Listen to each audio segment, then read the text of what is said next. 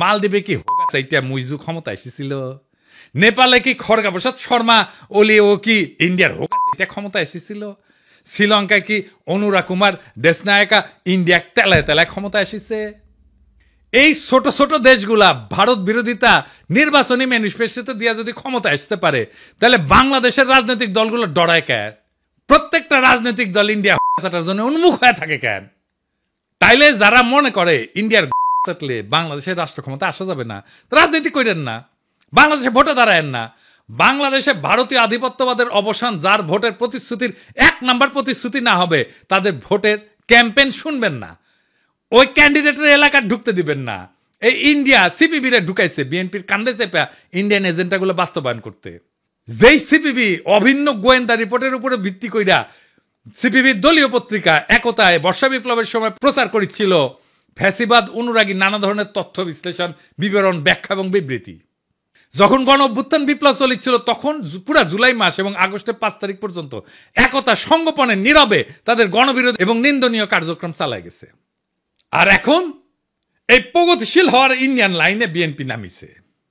M আকাশে বক্তব্যটা কবে দিছে জানেন? 28 জানুয়ারি 2025-এ। আর সেইটা পইরা মুগ্ধ হইয়া অসল মালদের নিয়া স্বপ্নে বিভোর বিএনপির জীর্ণ বৃদ্ধ নেতারা প্রগতিশীল হওয়ার একটা লাইন পেয়ে গেছে, ঝাঁপায় পড়েছে তাদের দিকে।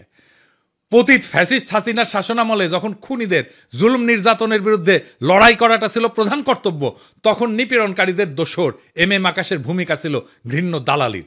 2018 সালের পর থেকে বামপন্থীদের মধ্যে থেকে যখনই কোনো আন্দোলন নিয়ে কেউ আগাইতে চেয়েছে তাদের বিরুদ্ধে নামছে, নিন্দা এবং কুৎসা উঠাইছে এই আকাশ, দিবালক সিংহ এবং চট্টগ্রাম পোর্ট লুণ্ঠনকারী মাহবুব জামান। সিপিবির মধ্যে ফ্যাসিস্ট বিরোধীদের এরা ট্যাগ দিত A to Z ঐক্যপন্থী হিসাবে। খুনি হাসিনা সরকার ফেলার জন্য এরা বিএনপি জামাতের সাথে ঐক্য করতে চায়, এই অভিযোগ তুলে সিপিবিতে তাদের রাজনৈতিক প্রতিপক্ষকে কোণঠাসা করা হইতো। আর এখন এই এম আকাশ সাইছে বামপন্থীদের মধ্যে সবচেয়ে প্রো বিএনপি তাত্ত্বিক হিসাবে। এখন কাদের সাথে কৌশলগত জোট করতে হবে, এদের সেই সিগন্যাল দিচ্ছে ইন্ডিয়ারা, সাথে নেমে পড়ছে এজেন্টগুলা। লেখক মুস্তাক আহমেদ নির্যাতিত হয়ে কারাগারে মৃত্যুবরণ করলে এর প্রতিবাদে ঢাকার রাস্তায় আন্দোলনের নামে ছাত্র ইউনিয়ন।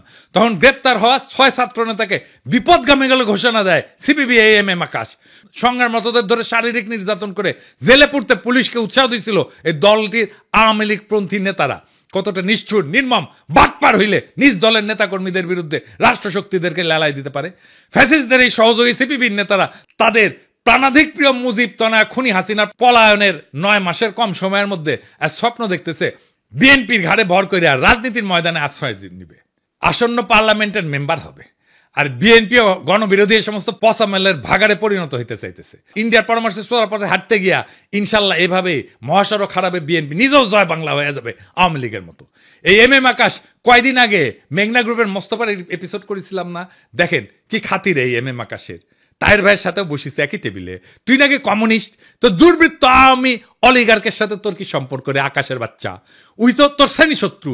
দেখেছেন সব ইন্ডিয়ান রসুনের প্রগতিশীল টুপকি একই সাথে। সিপিবি অফিস কেন আমি দখল করে নেওয়ার কথা বলি দেখেছেন, বুঝেছাও? এই জন্যে।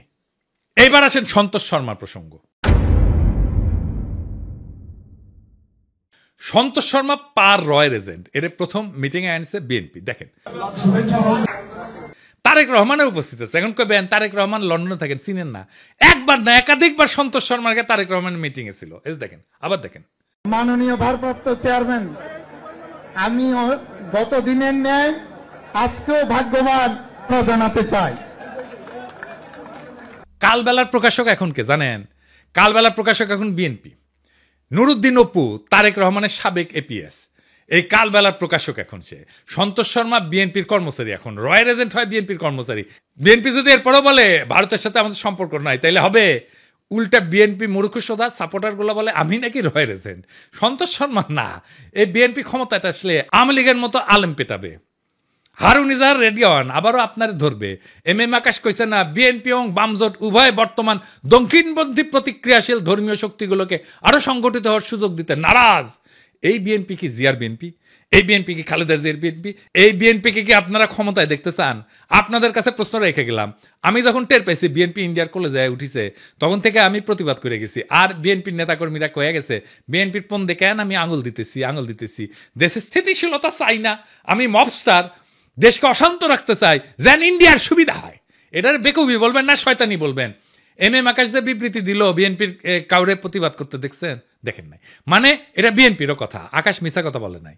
এরপরে সন্তোষ শর্মাকে স্টেজে আনলোকে জামাত। দেখেন জামাত হিন্দুদের নিয়ে প্রোগ্রাম করবে, এটা জিজ্ঞেস করে নিবে না কয়েকজনকে যে কারে কারে ডাকা যায়? এইসব কথা যখন আমি বলি, বিএনপি জামাতের উভয় দলের কিছু কর্মী আছে বলে বিএনপির কি বুদ্ধি কম পড়িছে যে তোর কাছে বুদ্ধি নিবে? জামাত কয় তুই কি মজলিসে শুরার সদস্য যে তোর কাছে বুদ্ধি নিবে? তার মানে এরা আমজনতার কথা শুনবে না, আপনার আমার কথা শুনবে না।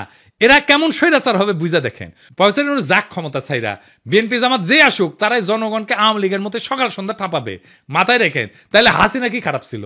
হাসিনা যা ভালো মনে করতো তাই করতো, আর বলতো আমার অপরাধটা কি? দেশবাসীর কাছে আমি বিচার চাই, কি অপরাধটা কি করেছি। এই জন্যই বলি কিছুই বদলাবে না, যা ছিল আগের মতো তাই থাকবে। আর একটা বিএনপি শাসন পাবো, ঠিক আওয়ামী লীগের মতো শাসন হবে।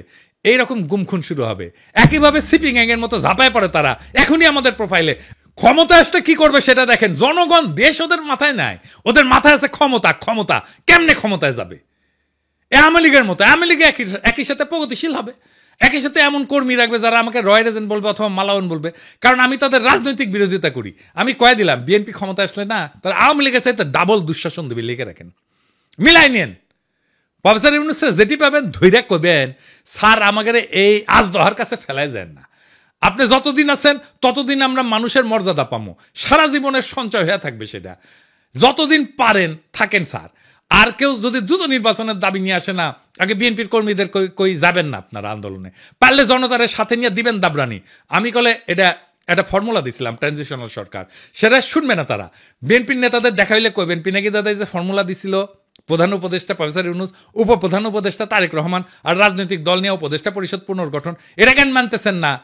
আমার খালি ডর প্রফেসর ইউনূস বিরক্ত হয়ে চলে যায় কিনা ক্ষমতা স্যার। এটা শুনেন কি করছে প্রফেসর ইউনূসের ক্ষমতা সম্পর্কে। এই 8-9 মাসে মানুষের ভালো খায়, মানুষের ভালো চলে, মানুষের পকেটে টাকাও থাকে, কোনো চুরি হয় না, ডাকাতি হয় না। আঙ্গ হারে দরকার, আঙ্গ খালা দেওয়া দরকার নাই, টাকা কিনাও দরকার নাই। হ্যাঁ যত গালানে থাকবো তত মানুষের ভালো থাকবো। শুনিছেন তো? এখন ডিসেম্বরে নির্বাচন হবে, বিএনপি এমপি নমিনেশন বেচবে, মেলা বাণিজ্য হবে, তারপর টাকা টুকা ছড়াই ইলেকশন করবে, সরকার গঠন করবে, বিরোধী দল হবে আওয়ামী লীগ, আর ছাগলের 3 নম্বর বাচ্চা হবে জামাত। তারপরে হারুন নিজারদেরকে আবার ধরা হবে, সন্তোষ শর্মা ইন্টারোগেশনে হাজির থাকবে। আজ এইভাবে বাংলাদেশের আকাশে জমিছে বিশ্বাসঘাতকতার ঘন মেঘ। এক সময় যে রাজনীতিবিদরা মুক্তির গান গাইছিল, আজ তারাই ভারতের দাসত্বের ঘুঁটি হইয়া নোংরা ষড়যন্ত্রের খেলা খেলিচ্ছে। বিএনপি জামাত আর সিপিবি একে একে সবাই বর্ষা বিপ্লবের চেতনাকে পায়ে দলিত কইরা দিল্লির দরবারে মাথা নত করিছে। ক্ষমতার লোভ আর বিদেশি প্রভুদের সন্তুষ্ট করার লজ্জাজনক প্রতিযোগিতায় তারা হারাইছে নিজেদের আত্মা, বিকায় দিছে দেশের স্বপ্ন। কিন্তু বাংলাদেশ মাথারত করার জন্য জন্মায়নি। এই মাটি, এই মানুষ বর্ষার বর্জ্য বিদ্যুতের মতো জায়গায় উঠবে সমস্ত দাসত্বের শৃঙ্খল ছিন্ন কইরা। বর্ষা বিপ্লবের চেতনায় দীপ্ত নতুন প্রজন্ম শপথ নিছে, কোন ভারতের পদলেহনকারী এদেশের শাসন করবে না।